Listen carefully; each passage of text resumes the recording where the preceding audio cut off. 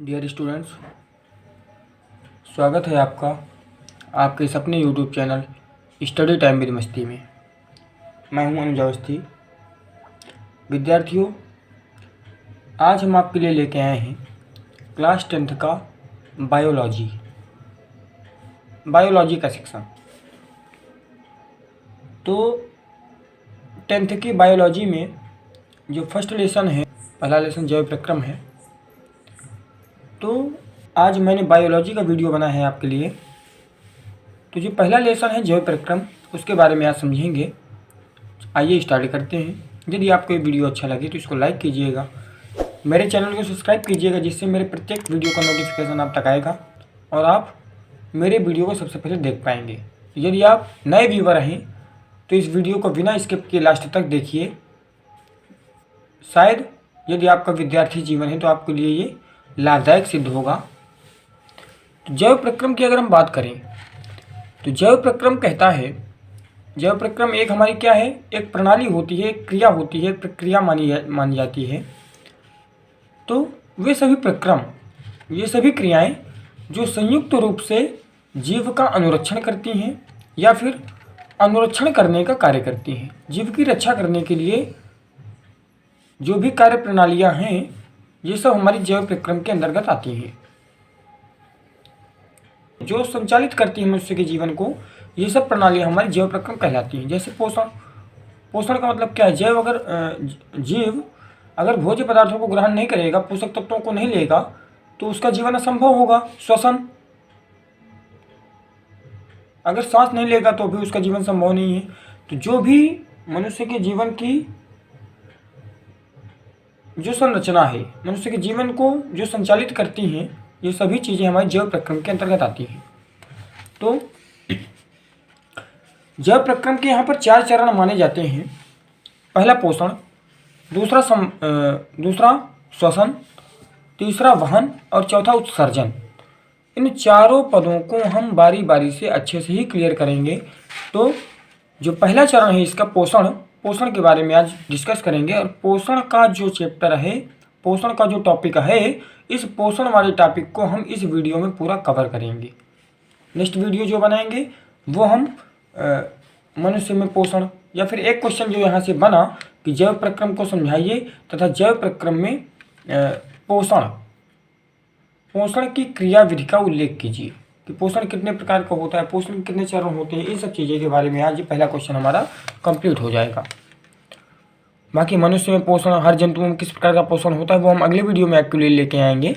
तो अगर पोषण प्रणाली को समझेंगे, पोषण प्रणाली है क्या, तो पोषण को देखिए समझने के लिए हम सिंपल सी भाषा में कहेंगे कि पोषण, अगर मनुष्य है कोई तो भोजन का अंतर्ग्रहण करता है। पहले वो भोजन ग्रहण करता है, उसके बाद उस भोजन का पाचन होगा, अवशोषण होगा, स्वांगीकरण होगा, बहिक्षेपण होगा। तो ये सब जितनी भी क्रियाएं इसमें आएंगी, ये पाचन के अंतर्गत आएंगी। पाचन तंत्र जिसे कहते हैं, पूरा पाचन तंत्र के अंतर्गत ही ये सब चीज़ें आती हैं। अंतर्ग्रहण, पाचन, अवशोषण, स्वांगीकरण और बहिक्षेपण, ये सब पाचन तंत्र की क्रियाएं हैं। तो पोषण के बारे में अगर देखें तो हम कहेंगे भोजन ग्रहण करना, पचे भोजन का अवशोषण तथा ऐसे तत्व हमारे शरीर के लिए प्रदान करना जो हमारे शरीर के लिए ऊर्जा प्रदान करें। ऐसे तत्व शरीर द्वारा अनुरक्षण के लिए कार्य करें। ऐसी क्रिया जो भोजन ग्रहण करे, भोजन का अवशोषण करे और शरीर द्वारा अनुरक्षण के लिए उसका उपयोग किया जाए, वो प्रक्रिया हमारी पूरी पोषण कहलाती है। जैसे हम खाना खा रहे हैं, तो खाना खा रहे हैं तो वो हम क्या, अपने शरीर की ऊर्जा को पुनः प्राप्त करने के लिए ही हम भोजन की प्राप्ति करते हैं। सर क्लियर हुआ होगा आपको? आई होप दोबारा समझाने की आवश्यकता नहीं है। पोषण के आधार पर अगर हम जीवों की बात करें तो पोषण के आधार पर जीवों को हम 2 भागों में बांटते हैं। कितने भागों में? 2 भागों में। पहला जो होता है हमारा, वो आता है स्वपोषी पोषण, और दूसरा हमारा होता है विषमपोषी पोषण। ऐसे जीव जो स्वपोषी पोषण करें, स्वपोषी कहलाएंगे। स्वयं ही खुद ही भोजन बनाए और खुद ही उसको ग्रहण करें। जैसे अगर हम स्वपोषी पोषण की बात करें, देखिए समझते हैं। तो स्वपोषी पोषण में हम कहेंगे पोषण का वह तरीका जिसमें जीव अपने आसपास के वातावरण में उपस्थित सरल अजैव पदार्थों के माध्यम से भोजन बनाता है। अब सरल अजैव पदार्थों का मतलब क्या है? अजैव जो जैविक ना हो, अजैविक हों। जैसे CO2। CO2 क्या है? वातावरण में पाई जाती है, वायुमंडल में पाई जाती है।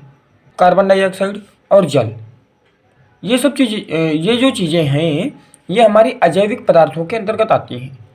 तो पोषण का ऐसा तरीका जिसमें जीव अपने आसपास या फिर अपने आसपास के एरिया में CO2, H2O तथा सूर्य के प्रकाश से अपना भोजन स्वयं बना लेता है, वो जीव स्वपोषी पोषण के अंतर्गत आते हैं। जैसे हम हरे पौधे की बात करें या फिर कुछ जीव भी ऐसे होते हैं जो स्वपोषी पोषण करते हैं। और अगर हम सिंपल भाषा में समझें स्वपोषी पोषण को तो हम ये कहेंगे ऐसे जीव या फिर ऐसे पौधे जो प्रकाश संश्लेषण की क्रिया करें, जो प्रकाश संश्लेषण की क्रिया कर पाएँ, वही हमारे स्वपोषी जीव कहलाएंगे। स्वपोषी पोषण को समझने के लिए हम प्रकाश संश्लेषण की क्रिया को याद रखेंगे।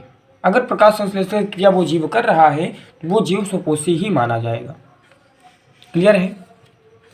और विषम पोषी पोषण की अगर हम बात करें तो पोषण का वह तरीका जिसमें जीव अपना भोजन स्वयं नहीं बना पाता बल्कि वह दूसरे जीवों की सहायता से अपना भोजन ग्रहण करता है, भोजन के लिए अन्य जीवों पर निर्भर होता है। ऐसे जीव जो अपना भोजन स्वयं ना बनाए, दूसरे जीवों से वो अपना भोजन तैयार करें या उन जीवों के माध्यम से वो अपना भोजन बनाए। जैसे मानव की बात करें, जैसे मनुष्य अपने भोजन के लिए किसको माध्यम बनाता है? पौधों को ही माध्यम बनाता है। सब्जियां खाता है, गेहूँ खाता है। गेहूँ कहाँ से आया? पौधे से आया। पौधों को ही माध्यम बनाते हैं। पौधा क्या? अन्य जीव है और मनुष्य अन्य जीव है। तो मनुष्य ने जो भोजन ग्रहण किया वो अन्य जीव की मदद से ग्रहण किया या फिर अन्य पौधे की मदद से ग्रहण किया उसने। तो मानव किसमें आएगा? मानव जो आएगा वो विषम पोषी पोषण के अंतर्गत आएगा। अब अगर स्वपोषी की बात करें तो हम यहाँ पर समझते हैं प्रकाश संश्लेषण की क्रिया होती क्या है। क्लियर है? स्वपोषी पोषण हमने यहाँ से पढ़ लिया, स्वपोषी पोषण पढ़ा। अगर हमें यहाँ पर प्रकाश संश्लेषण की क्रिया मतलब स्वपोषी जो जीव होते हैं वो अपना भोजन किसकी मदद से बनाते हैं, तो वो उस क्रिया का नाम होता है प्रकाश संश्लेषण की क्रिया के द्वारा। आइए समझते हैं प्रकाश संश्लेषण की क्रिया। देखिए प्रकाश संश्लेषण की क्रिया क्या होती है। यह वह प्रक्रम होता है जिसमें स्वपोषी बाहर से लिए पदार्थों को ऊर्जा के रूप में परिवर्तित करता है। बाहर से लिए गए पदार्थों से, बाहर से लेता है पदार्थ और उसको ऊर्जा बनाता है। ऊर्जा मतलब अपनी बॉडी के लिए ही ऊर्जा बनाएगा वो। और ये पदार्थ कार्बन डाइऑक्साइड तथा जल के रूप में लिए जाते हैं। मतलब देखिए मैं बता दूं, जो पदार्थ लिए जाते हैं उन पदार्थों को हम अभिकारक कहते हैं। और जो उन पदार्थों जो हमने लिया, जो पदार्थ हमने लिए, उन पदार्थों से अगर हमने कोई नया पदार्थ बनाया तो वो पदार्थ हमारा कहलाएगा उत्पाद। उत्पाद मतलब जो बना वो उत्पाद, जिससे बनाया वो अभिकारक। क्लियर है? तो जो अभिकारक के रूप में लिए जाते हैं वो कार्बन डाइऑक्साइड और जल लिए जाते हैं, जो सूर्य के प्रकाश तथा क्लोरोफिल। क्लोरोफिल देखिए क्या होता है। क्लोरोफिल हरे पौधों की पत्तियों में पाया जाता है और क्लोरोफिल का काम होता है कि जो बाहरी चीज़ें हैं उनको अवशोषित करना। जैसे सूर्य का प्रकाश अभिकारक के रूप में लेगा, लेकिन वो क्लोरोफिल के माध्यम से ही वो सूर्य का प्रकाश अवशोषित होगा पेड़ों में। क्लोरोफिल क्या करता है? सूर्य के प्रकाश को अवशोषित करता है। क्लोरोफिल की उपस्थिति में कार्बोहाइड्रेट में परिवर्तित कर देता है। प्रकाश संश्लेषण की क्रिया ऐसी होती है जिसमें वो अन्य पदार्थों में कार्बन डाइऑक्साइड लेगा और जल लेगा और कार्बन डाइऑक्साइड और जल को वो कार्बोहाइड्रेट में परिवर्तित कर देगा। किसकी मदद से? क्लोरोफिल और सूर्य के प्रकाश की मदद से। अगर हम अभिक्रिया पे जाए तो अभिक्रिया पे देखिए क्या होगा। अभिकारक के रूप में हमने कार्बन डाइऑक्साइड लिया और जल लिया, अभिकारक के रूप में ही लिया दोनों, और इसको हमने क्लोरोफिल तथा सूर्य के प्रकाश की उपस्थिति में ये जो हमने बनाया C6H12O6, ये क्या है? ग्लूकोज होता है। और ग्लूकोज ही हमारा कार्बोहाइड्रेट का एक टाइप है। ग्लूकोज तो बनाएगा ही, साथ में ऑक्सीजन भी बनाएगा और उसके बाद ये जल भी थोड़ा वाष्पोत्सर्जित करेगा। ये जल भी बाहर निकाल देगा। कौन? पेड़। वाष्पोत्सर्जन का मतलब क्या है? भोजन पकाएगा तो उससे वाष्प बनेगी और उससे जल जो निकलेगा वो क्या होगा? पौधों की पत्तियों से वो बाहर निकल जाएगा। उसका कार्य होता है रंध्र का। आगे पढ़ेंगे। रंध्र ही पानी वाष्पोत्सर्जन वाष्पन क्रिया जब संपन्न हो जाती है तो वाष्पित जल को रंध्र ही उसको बाहर निकालते हैं। क्लियर है? तो कार्बन डाइऑक्साइड और जल अभिकारक के रूप में लिए गए और बनाया क्या गया? कार्बोहाइड्रेट। प्रकाश संश्लेषण में अगर हम प्रकाश संश्लेषण की क्रिया के लिए हम कच्ची सामग्री की बात करें, कच्ची सामग्री के रूप में क्या प्रयुक्त होता है? तो अभी हमने देखा कच्ची सामग्री का मतलब जैसे हमने लोहा लिया और लोहे को पीट पीट कर हमने क्या बना दिया? फावड़ा। तो कच्ची सामग्री के रूप में हमने क्या लिया? लोहा को लिया और पीट कर उसको बनाया फावड़ा, मतलब उत्पाद के रूप में हमें फावड़ा मिला और अभिकारक के रूप में हमने लोहे को लिया। तो कच्ची सामग्री मतलब जो पौधे भोजन बनाने के लिए जिस चीज़ का प्रयोग करते हैं वो अभिकारक के रूप में आएगी।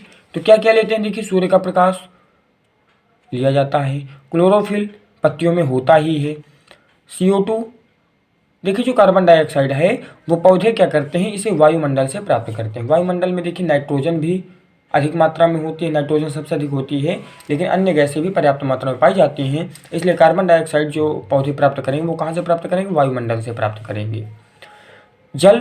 जल देखिए कहाँ से प्राप्त करेंगे? जो स्थलीय पौधे होते हैं जो ज़मीन में उगते हैं उनकी जड़ें ज़मीन के नीचे तक फैली होती हैं। तो जैसे ही ज़मीन को हम खोदते चले जाते हैं नीचे की तरफ तो उसकी जो नमी है वो बढ़ती चली जाती है, मतलब नीचे की मिट्टी हमें ज़्यादा ही नमी मिलेगी। अब नमी जितनी मिट्टी में नमी जितनी ज़्यादा होगी उस मिट्टी में जल की अधिकता उतनी ही ज़्यादा होगी। तो जो नमी वाली मिट्टी है उससे क्या करते हैं ये पौधे? अपने जड़ों के द्वारा उस मिट्टी से जल का अवशोषण करते हैं, अवशोषित करते हैं, अपने अंदर खींचते हैं जल को। बात समझ में आई? अब अवशोषण उसको शोषित करना, शोषण उसका। तो ये प्रक्रिया हमारी क्या होती है? प्रकाश संश्लेषण के अंतर्गत ही आया ये, कच्ची सामग्री के रूप में हमने यहाँ पे देखा। अगर हम प्रकाश संश्लेषण के दौरान घटनाएं देखें, कौन सी घटनाएं घटती हैं, तो आइए समझते हैं। क्लोरोफिल द्वारा प्रकाश ऊर्जा को अवशोषित करना। देखिए क्लोरोफिल का कार्य क्या होता है? क्लोरोफिल मैंने अभी बताया आपको कि सूर्य के प्रकाश को अवशोषित करता है, तो ये भी एक घटना ही तो घटी। सूर्य का प्रकाश अवशोषित किया गया किसके द्वारा से? क्लोरोफिल के द्वारा। दूसरा हमारा आता है कार्बन डाइऑक्साइड का कार्बोहाइड्रेट में अपचयन। देखिए अपचयन क्या होता है? जब मैं आपको केमिस्ट्री का वीडियो आपके लिए लेके आऊँगा तो उसमें मैं रासायनिक अभिक्रिया जो पहला लेसन है उसको भी मैं क्लियर करूँगा। टाइम ना मिल पाने की वजह से अभी वीडियो रेगुलर नहीं पढ़ पा रहे थे आपके लिए, तो आज से फिर मैं कंटिन्यू कर रहा हूँ बिल्कुल। तो CO2 का कार्बोहाइड्रेट में अपचयन का मतलब होता है देखिए कि जब किसी तत्व में हाइड्रोजन की अधिकता हो जाती है तो उस क्रिया को हम कहते हैं, उस अभिक्रिया को हम कहते हैं अपचयन, रिडक्शन इसे बोलते हैं। और जिस तत्व में ऑक्सीजन की अधिकता हो जाए उसे हम बोलते हैं उपचयन। उपचयन और अपचयन। तो उपचयन होता है ऑक्सीडेशन और अपचयन होता है हमारा रिडक्शन। हाइड्रोजन की इसमें अधिकता हो गई और ऑक्सीजन की कमी हो गई, वो प्रक्रिया हमारी कहलाएगी अपचयन। तो देखिए ये देखते हैं प्रक्रिया। अगर देखें तो देखिए यहाँ पर हाइड्रोजन था क्या? हाइड्रोजन बिल्कुल नहीं था, लेकिन ये कार्बन डाइऑक्साइड क्या हुआ? हाइड्रोजन में परिवर्तित हो गया। हाइड्रोजन की अधिकता आ गई, इसमें H के 12 आ गए, तो इसमें हाइड्रोजन की मात्रा बढ़ गई।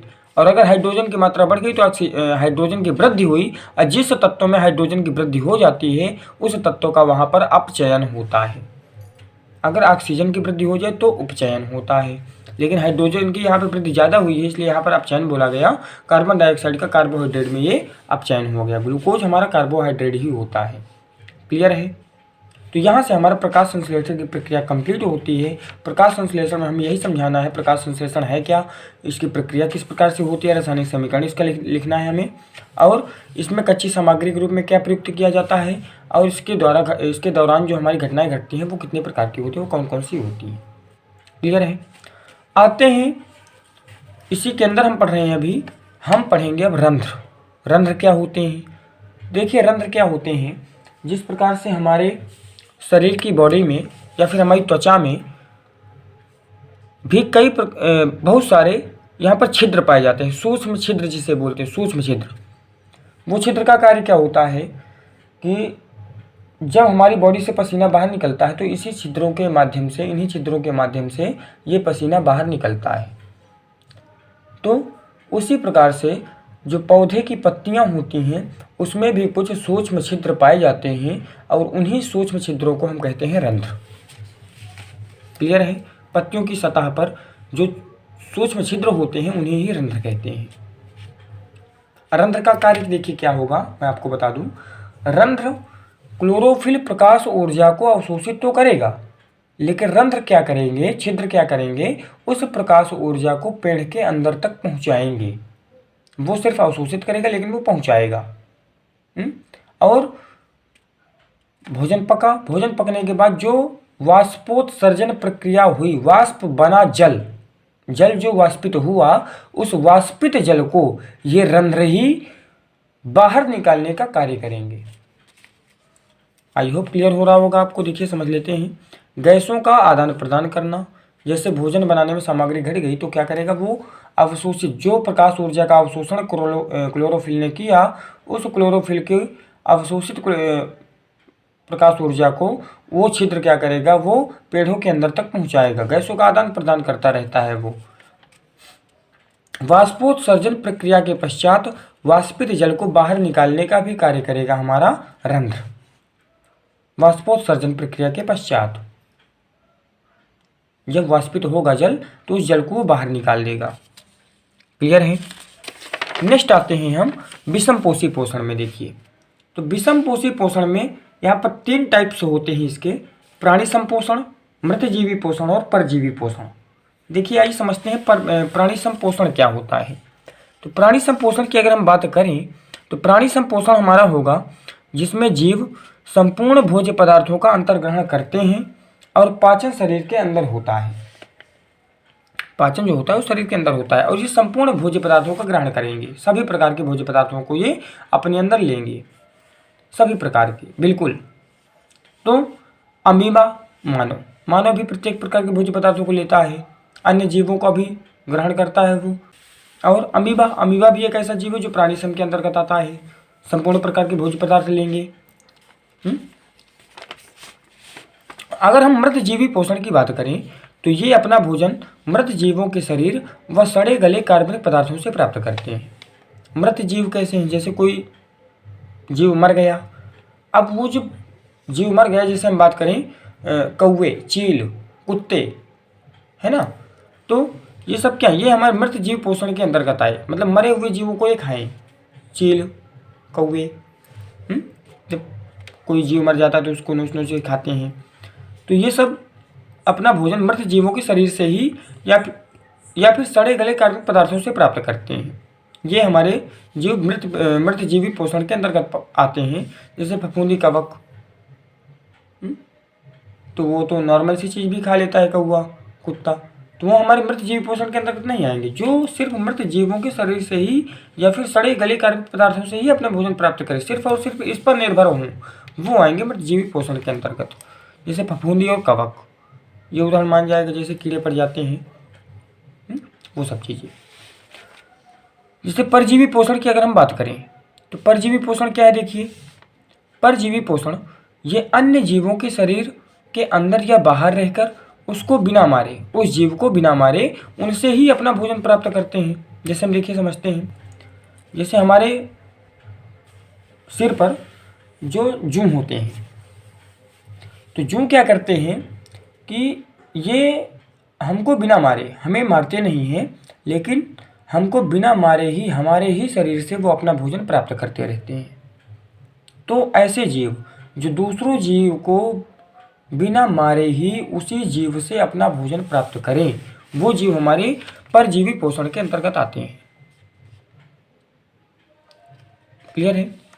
तो इन चीज़ों में हमारा आता है, इनके उदाहरण अगर हम देखें तो अमरवेल बोलेंगे। अमरवेल एक प्रकार का पौधा होता है जो दूसरे पौधों के चारों तरफ लिपट जाता है और लिपटने के पश्चात जो वो पौधा भोजन बनाता है तो उस भोजन को ही वो ग्रहण करता है, उसी की शरण लेता है भोजन को ग्रहण करने के लिए, जो मैंने आपको अभी बताया।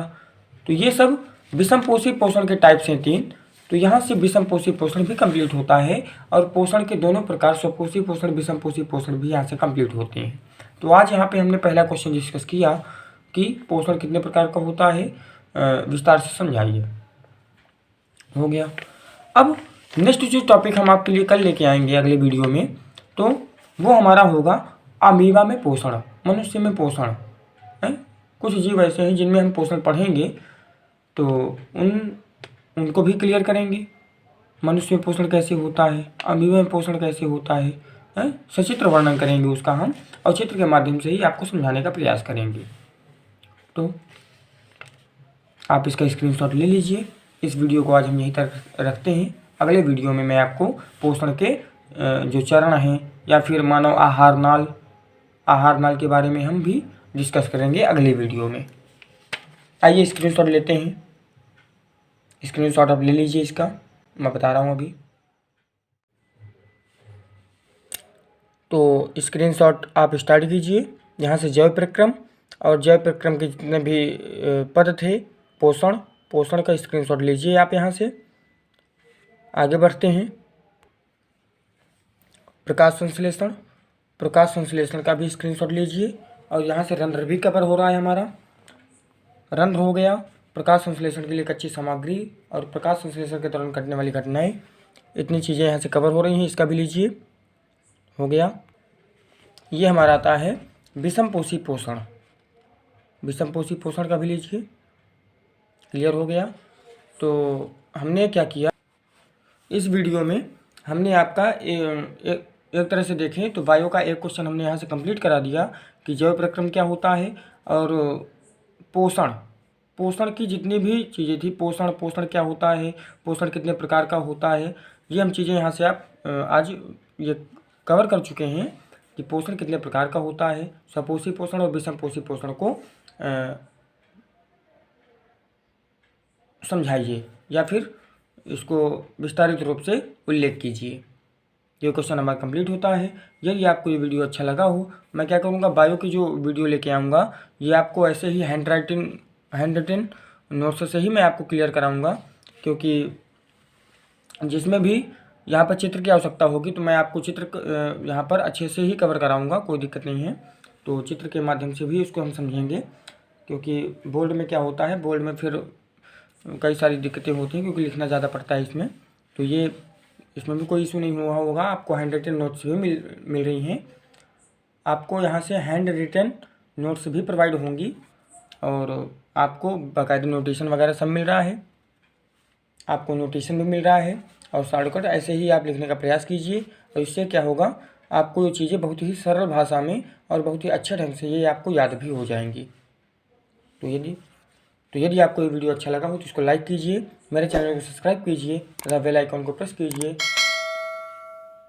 तो आज के लिए इतना ही रखते हैं। धन्यवाद।